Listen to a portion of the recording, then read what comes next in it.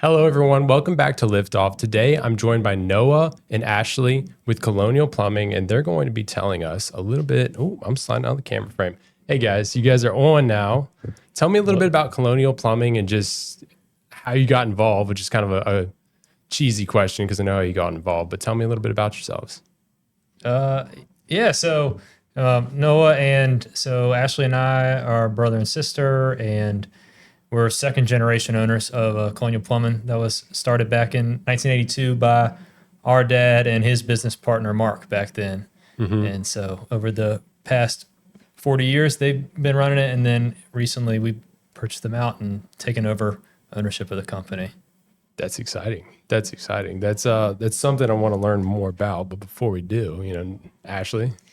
I'm Ashley Henard, and as Noah said, I'm his sister and currently co-owner of Colonial Plumbing, Heating, and Air.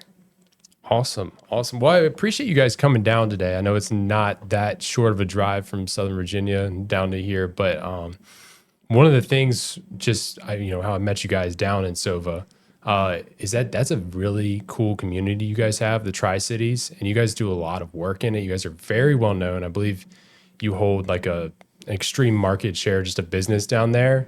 How did you guys get to that level of reputation? Sure. So I can speak into that a little bit. So our family is from Colonial Heights, Virginia. We were kind of born and raised there, have a lot of relatives and extended family just still in the area. We've always had our business location in Colonial Heights. So that has given us a really great foothold in making meaningful connections in that community and then slowly spreading out from Colonial Heights. We've been super involved in the Southern Virginia Chamber of Commerce for quite a while now, which started with my dad. And then that was something that he really encouraged us to continue to be a part of. And that really gives us a lot of avenues with community service, working with schools, working with other businesses in the community, and just helps to solidify that presence in that community. Yeah, the Southern Virginia Chamber is great. I was just down there at the Best of the Best award, and you guys got one of those awards. It was really cool to see. Was it one? Was it one or two awards? I think you got at least one. But you guys did great. It was just really cool to see how that whole community comes together and celebrates each other's successes, and even still keeps it competitive. I'd love to see that. Definitely. Yeah. So tell me a little bit about acquiring the business from your father and just how that process went and I don't know. Just I haven't heard a close up story of it. You guys are the first like prime example where it's still fresh and top of mind, I would assume. So share a little bit about that if you would. Sorry, that's kind of so open ended, but yeah, well, a little at least on the. I'll tell at least from a personal, kind of the personal experience with it outside of the actual like nitty gritty bolts of how it happened. It was honestly kind of up in the air. I feel like in some senses for a few years. Ashley has 4 kids. I have 1 kid, and so the actual even passing on the business from our dad to us at one point, it was never like a guaranteed thing or a set in stone thing. In fact, I don't know, speak for you, but like for myself, even I wasn't 100% certain that I was always just going to want to be a part of Colonial Plumbing. I didn't know kind of, growing up through high school and kind of college age. It was just a job. And then, yeah, I wasn't sure. And so there was a time in which we actually had, Colonial was looking at getting acquired by a private equity firm because I feel like it wasn't naturally going to transfer to Ashley or myself. I had said, I think we were about to go on a cruise or something like that. And that was when I told my dad, I said, actually, I don't think I want anything to do with this business. Like right before we got on the cruise ship, which like ruined his trip. He was like depressed and just sad the whole cruise. So I remember that was a thing. And so that was like right before COVID had happened. And when that happened, like a lot of transition happened in our like commercial department because like work had like come to a stop and different things. right. And so the deal with the company that was going to acquire Colonial Plumbing kind of just dissolved. And then it was right around that time at COVID that Ash and I talked, and we kind of had reinitiated the idea of taking over the business. Ashley And- must be very persuasive. Yeah, it really is super persuasive. And I think what it transitioned for me, there was some personal stuff. I was like, had aspirations and all this different things. And I think it was a switch really into recognizing the community in the Tri-Cities, kind of recognizing the impact that owner of business has. It's far beyond, maybe working a hard job or maybe even like making money or whatever. There was a larger impact that I had an opportunity to. And so I think that really kind of started the process where we were kind of talking just individually about what we could do, how that would look like, and then it kind of proceeded from there. That's like a little more of the personal side of things, how it came to be. I don't know. There's a lot to the story. It really is. Yeah. I mean, my experience is similar. I started working in the business probably when I was about 20 full time. Like I had worked on and off as a teenager helping out in the office. But then when I was about 25, I took an extended break to homeschool some of my children. And then came back to the business in about 2019. And that was when, soon after that we started talking about the acquisition. And until then, it hadn't really hit me how special what we had was. And what changed my mind was the thought that our employees, who a lot of them had been with our company for 20 years already, that I'd kind of grown up with, there was an unknown as to how they would be taken care of. And between how they would be taken care of and how our customers, who we had built relationships with and really had gotten to know how they would be taken care of, that's what kind of changed my mind. And then, like you said, we started talking a little bit more about it and just felt like that was what was meant to be. Was there a specific interaction you had with one of your employees or customers where you're like, oh, I can't leave this, or anything you can think back to? Not for me, it wasn't a specific interaction, but I do remember there being just an air of uncertainty. And as much as my dad was being very diligent about making sure that he was speaking with a reputable company, this merger company, and his first priority was to make sure that our team would be taken care of. So I didn't really have any big worries about that, but I could tell that team was a little nervous about it. Because you do hear some horror stories of some companies that don't have the best of intentions. They acquire and fire. Yes. So it wasn't necessarily one particular instance, but just an overall feeling of uncertainty or on edge that I was getting from the team. Yeah, I think so. How many employees is it that you guys work with or have? We have about 50 employees right now. Wow. Yeah. That's a lot of lives. Yeah. Because if you think about it, it's not just the employees, but it's the employees' families. It trickles down. It's Exactly. a lot of lives that you guys touch, which is super cool. Was there a moment for you, Noah, when you were like, oh, I can't leave this, or a specific moment you can think on? Yeah, it was a clear moment. It was Mellow Mushroom in Carytown, actually, was where it happened.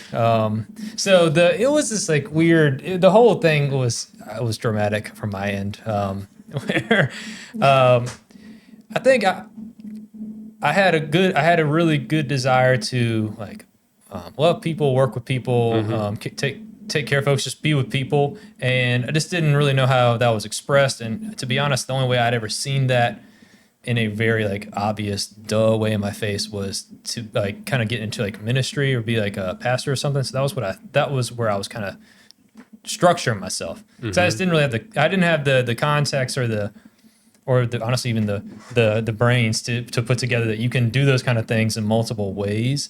Right. And so I had said that I wanted to maybe look into ministry. And so the Mellow Mushroom, I had asked to meet my pastor at the time.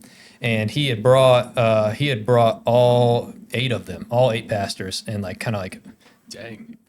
Ambushed me is the right word. I think that's the only word. He did ambushed me, and kind of grilled me a little bit, and then just kind of he was I think the marching orders I got out of Mellow Mushroom were take over the business from your father, marry my girlfriend at the time, which I did. Those were 2 things, and and keep coming to church here. And so those were the three things. I just did those things and it worked out well. So yeah, that was, they just told me, what are you doing? Seems like it. Yeah. Getting revelation in a mellow mushroom. That's awesome. That's awesome. That's mostly where it always happens. Mellow mushroom is the spot where all revelation strikes, I think. I like mellow mushroom. They're pretty good. They're pretty good. Sorry, guys. That's a hard one to follow. So as you've acquired the business, I guess actually, sorry, back up. How did your dad start this business? Did he start it or did he? Okay, he did start it. Yeah, so he started it, I think he was 23. Wow. He grew up in a single parent home, his mother only. He never really worked with tools or had a male influence in his life. So when he finished high school, went to college because he thought that's what he was supposed to do. He quickly found out that wasn't the route for him and came back home. And I believe he got a job working with a contractor at Fort Lee. And he fell in love with plumbing and he picked it up pretty quickly and learned the skills pretty quickly and decided, I can do this on my own. So he started the business. And I think predominantly in the beginning, he was doing commercial plumbing, I believe is how he started.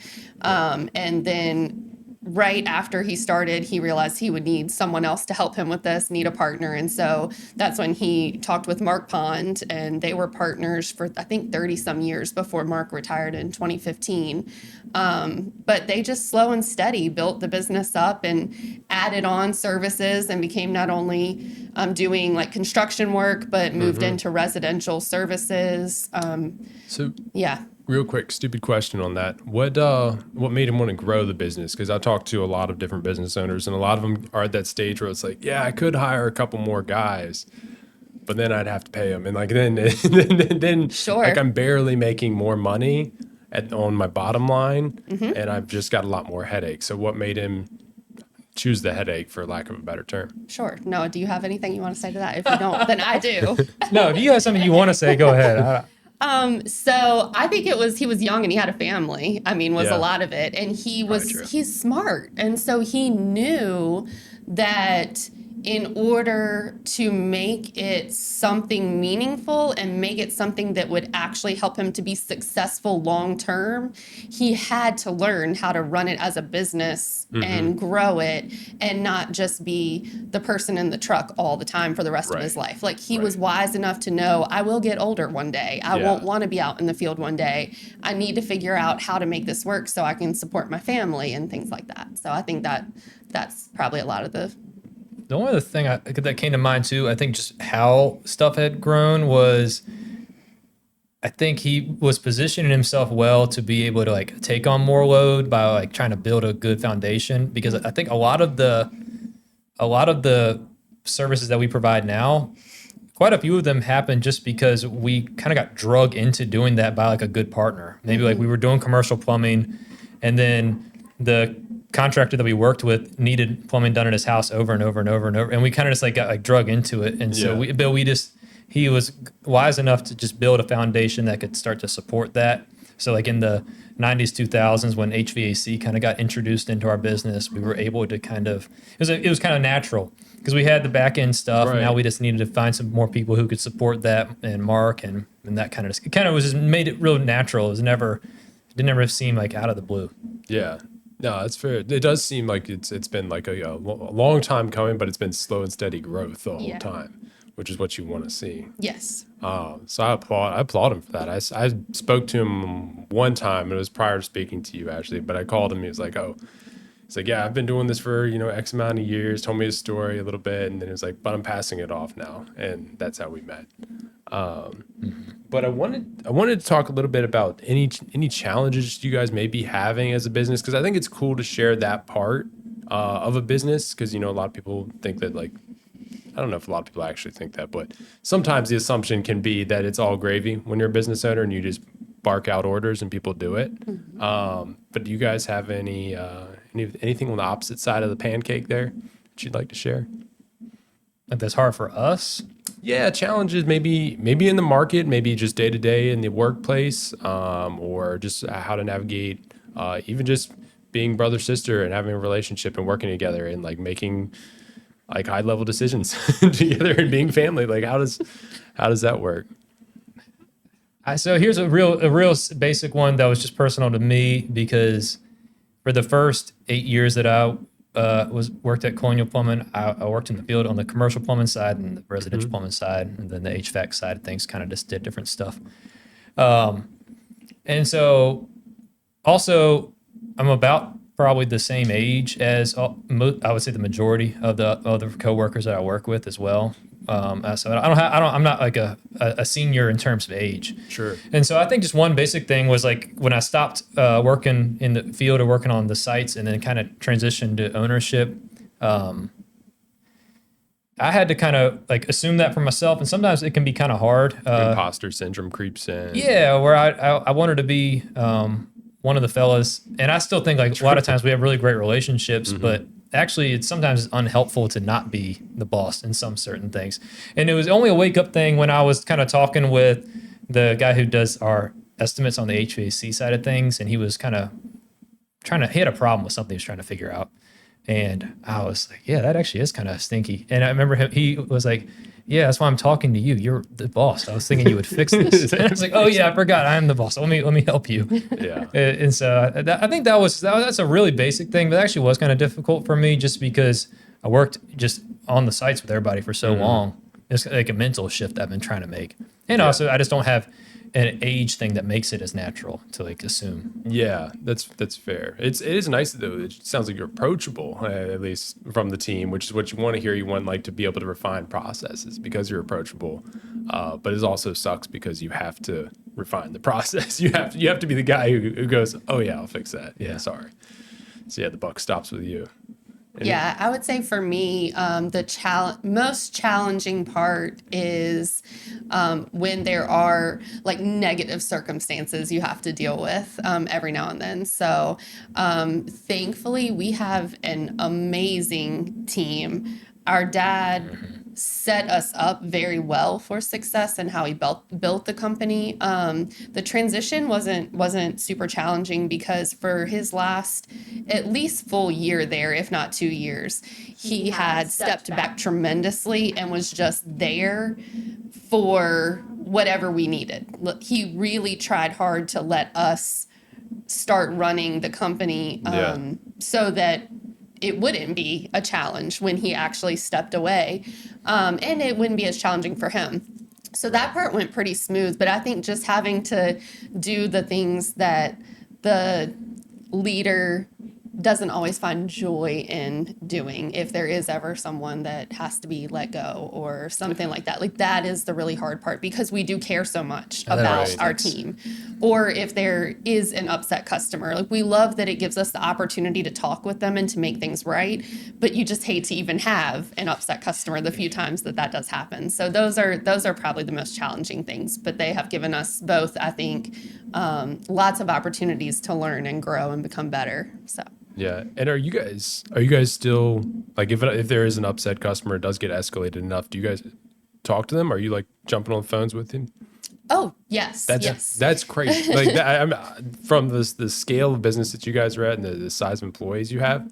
That's awesome, but crazy. Like hear me out. Like that's a level of service I don't feel like is. Sure, I will say in full transparency, we have a team and we have. It's like an escalation process, but if some customer ever calls and says, I want to speak to the owner, then they get sent to know where I am. We're happy to speak with them. But we do have great management in place that most of the time can handle those things without us needing to get involved. Right. Yeah. And a lot of people still have my cell phone number from when I was in the field. For better or for worse, they can. A lot of them still have my direct cell. Here's his number. You can text him. Yeah. That's always just pass it off. That's fun. What have you guys learned so far as leaders in these new roles? Oh my goodness. That's a big question. Sorry, I totally grabbed that off a sheet and just like dumped it on you. But go ahead if you guys have. We could probably talk for days about what we've learned. I would say if I just had to pick the one thing that I've most important that I've learned, I think over the last 2 years, or one of the things, that I can't do everything. Yeah. I very much want to fix everything, be what everybody needs all the time, however, and just solve every problem. And that is silly. And not good business practice. Yeah. So I read the book Who Not How a couple years ago, How. and that really helped me to learn that we all have different gifts. So when there's a problem that comes up or an issue that needs to be solved, instead of me, myself, thinking, how do I solve this? I need to think, who do I know that can solve this? Because otherwise I'd waste a lot of time and not come up with a good solution because that might not be my gift. So if you can find the person and invest in them so that they can help solve the problem because that's their gift, it makes everyone's life so much better and easier. Yeah, absolutely. Do you mind if I push back a little bit on that? No. Okay. So in delegating, how do you ensure that you aren't being bossy Betty? And I'm not saying that you are, but how do you ensure that you aren't just over delegating and tasking everybody? Sure. That's a great question. For me personally, that's not something that I think I've had to work on because I tend, this might be a female thing, I don't know, but I tend to want to do everything. Sure. I tend to You usually have to take it from you. You usually Yeah. have to like take away things from you. I err on the side of doing Yeah. too much Okay. and more than I should be. It's just not in your nature. Right. Yeah. So I haven't had to particularly deal with that issue.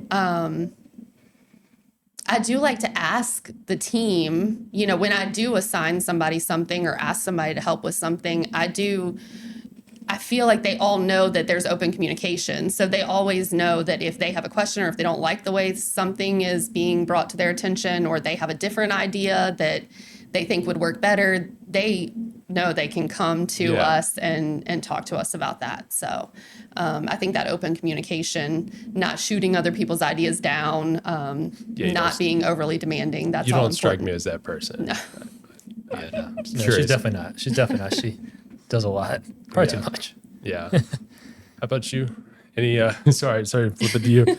But Noah, any leadership lessons that you've learned in your role thus far? You've kind of hinted at some over the course of this conversation, but I feel like there's probably more there. You're a fountain of wisdom. Yeah, I don't know. I mean, I guess what came to my head is your spouse, like my wife, is also kind of involved in running the business one way or another, right? And so how she works is she stays at home with our daughter. And so, but there are just a lot of random stuff that I've had to, it takes effort to kind of bring your spouse into the mix on what it looks like to run the business. Because to be fair, when she started dating me or married me, that wasn't who I was. And so now she's kind of thrust into a new position. Right.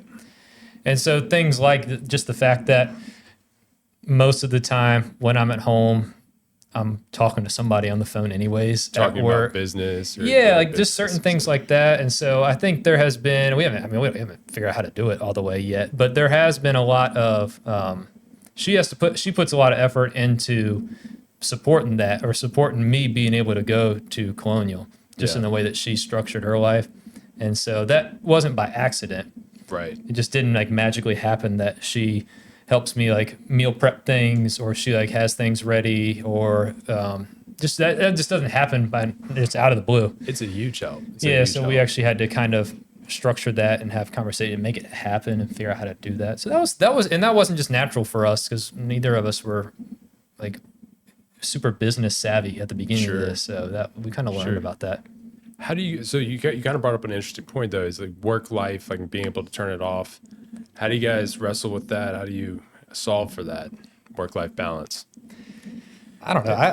I'm actually really great at turning off, to be honest. That's a great strength of mine. Do not disturb. Well, I don't know if it's that necessarily, or I just got a lot of faith in our back end, and I think I've luckily just been blessed that I don't really hold a lot of stress on me. Kind of, I'm pretty good at letting it go, and then picking it back up when I need to. It's just been lucky for me. But to be honest, I didn't take over a small business to have like a super chill going to the lazy river every day life. So I feel like if I did, I'm not surprised by the work that I do. Like it didn't catch me off guard. Yeah. But to be honest, I mean, like I said, there's different seasons. There's different seasons for a business, and so 30 years ago when Colonial might have been getting really like built or it was trying to be established as a real like pillar in the community or something like that. That was a different season and it required probably a different effort. That's just not the season that we're at now. So like a lot of ownership now isn't drumming up new work necessarily, or it might be more like kind of management work or like investment in the community. I mean, Ashley spends 72 hours a week doing something in the community. You know what I mean? Like it's that kind of stuff. So the season has changed for us in a lot of ways too. Yeah. I was going to say, I feel like Ashley is probably the opposite end of the spectrum as you. Yes. Yeah. Which so is for good. me, It's good. yeah, I mean, for me, it's something, and I do think this is why I think it's great that Noah and I are partners in this business, because we are similar at our core, Right. but we have very different strengths and personalities just across the gamut. So for me, that challenge of not carrying work home and vice versa has been something that I have had to intentionally work hard at for the last 2 years. And sometimes, to be honest, you can't separate them. When you have stressful times with your children or your husband or an employee at work that you care deeply about, sometimes you can't just turn it off. So it's just learning how to balance that in a healthy way. My dad has given me lots of advice to help with that. And, I know that there are things that are out of my control. So I've had to learn not to stay anxious and stressed about something that I have no control over. Like if it's something you can change or something you can do something about, then just do something about it. Don't sit there and think about it over and over again. And if you can't, you have to let it go. So those are some of the things that I've kind of worked on. My family is amazing, and so they will listen to me vent about work for a little bit when I get home, or just talk about my day, even though they have no idea what I'm talking about or probably don't care. And then we move on and do family time.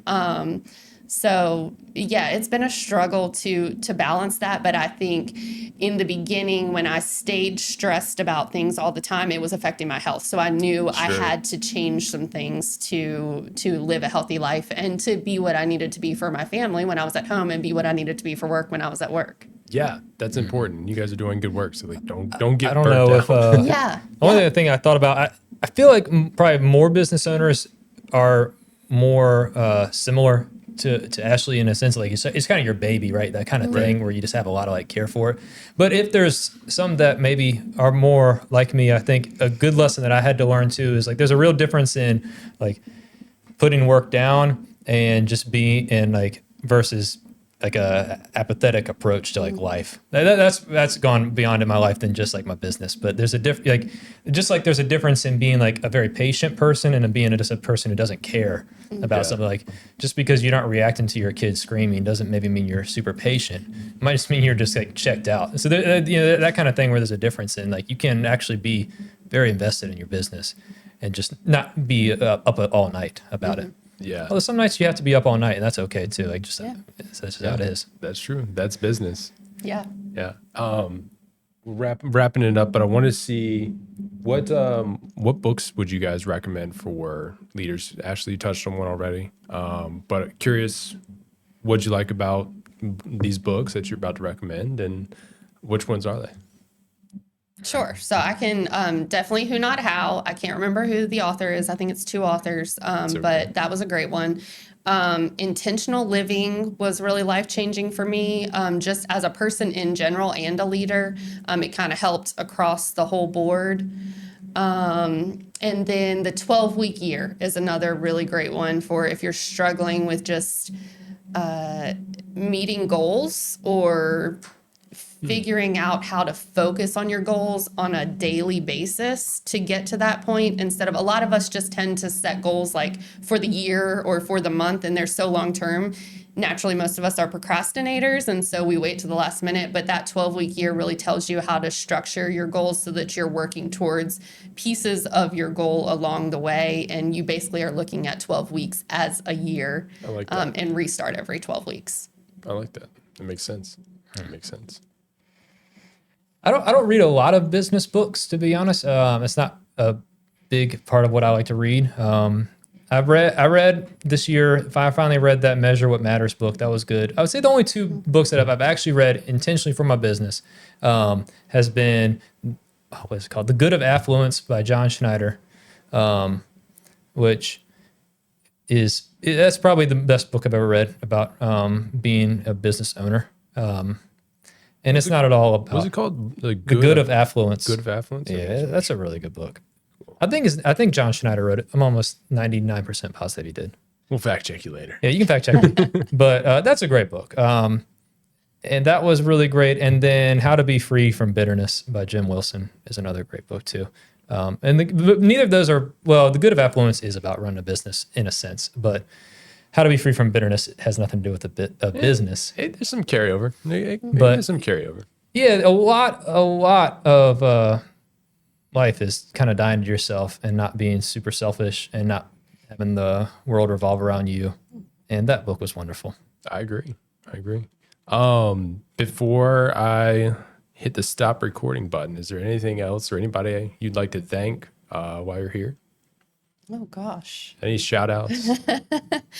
I mean, definitely, I would think we both want to thank our dad. We wouldn't be here without him, and Mark for what he did in the business and how they built it, and our team, because obviously we wouldn't be the company that we are without them. And then other than that, I mean, I would just thank my family for encouraging me in this. It's they sacrifice a lot because I'm not at home being a mom all the time. So they are very patient and loving with me and encourage me to keep going and give me grace when I fall short at home. Yeah, that's good. That's good. I don't know. I guess I got to throw my wife in too if you're going to throw in your family. Yeah, my wife is wonderful. I love Peyton. Yeah, she does a great job. I truly couldn't come to work every day without her.